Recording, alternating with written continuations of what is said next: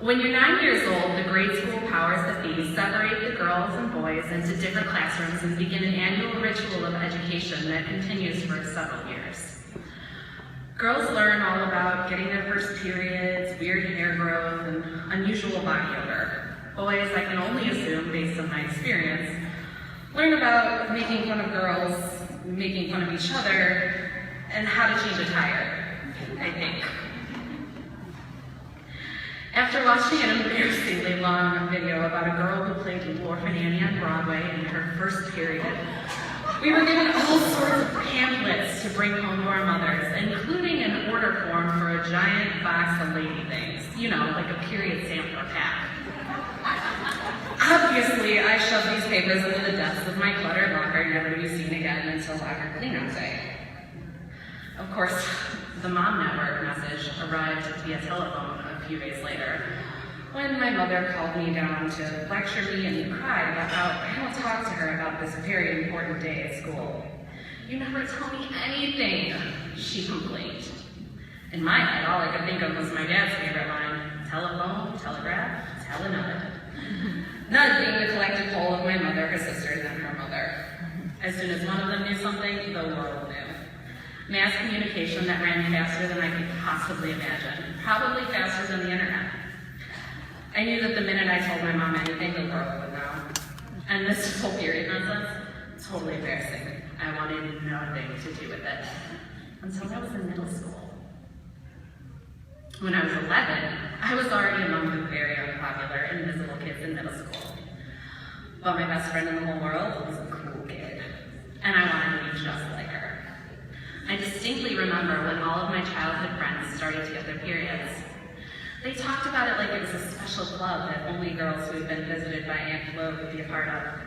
And so I prayed. Like the good little Catholic girl that I was, I said my prayers every night.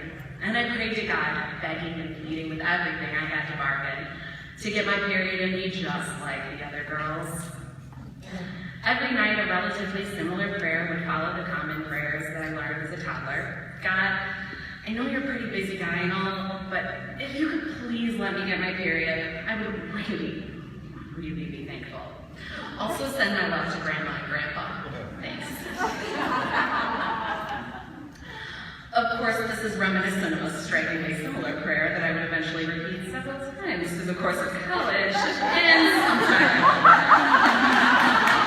But that's another story for another day. Even though we ran in different social circles at school, my friend and I still spent lots of summers together hanging out.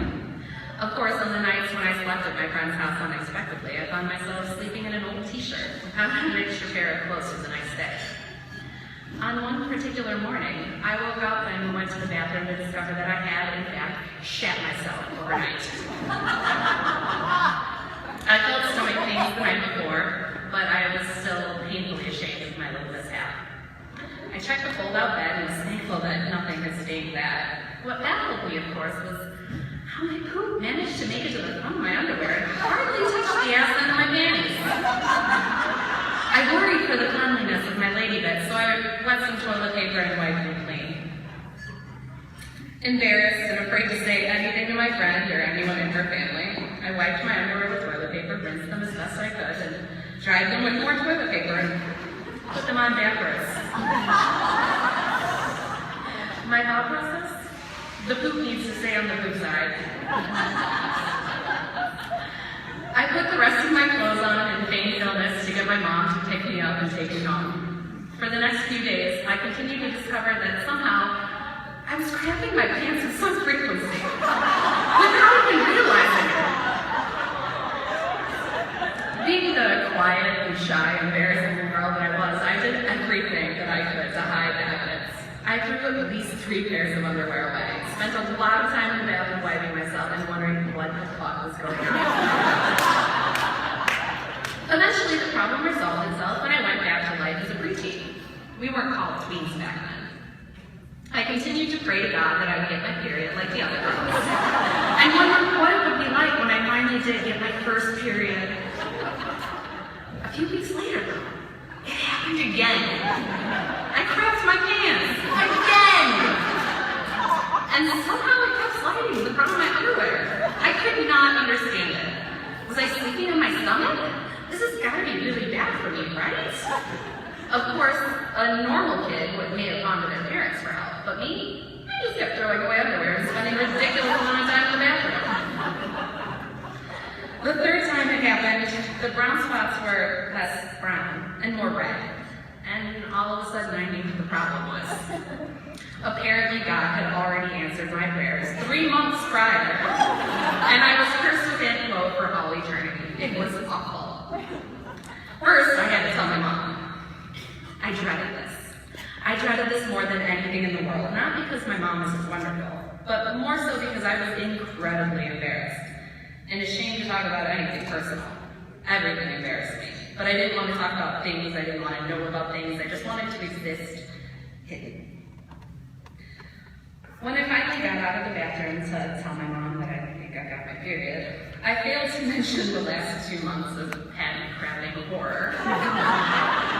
Seriously, she didn't even know until she read this story.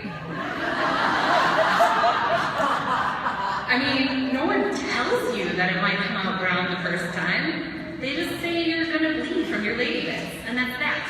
I saw the movie Carrie, I knew what I was supposed to expect. This was not that. But of course, when I whispered to her, I think I got my period, she practically jumped for joy.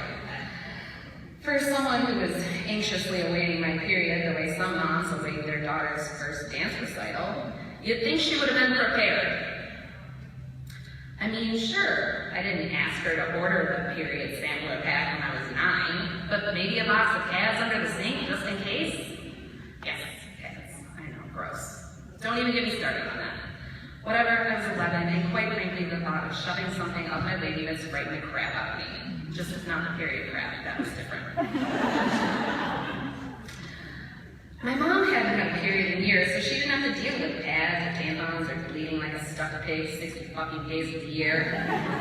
So she had to run out to the store to get the things I would need. Before she left, I begged her not to tell anyone. I begged her especially not to tell my dad.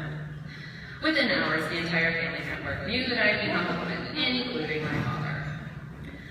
Eventually, I came to accept the horrors of this monthly curse that I had prayed so hard for. I wanted to be a part of the club, but I realized that the other girls just wanted everyone else to be as miserable as they were once a month. These days, I'm not praying to get my period. Instead, I find myself asking, how long until menopause?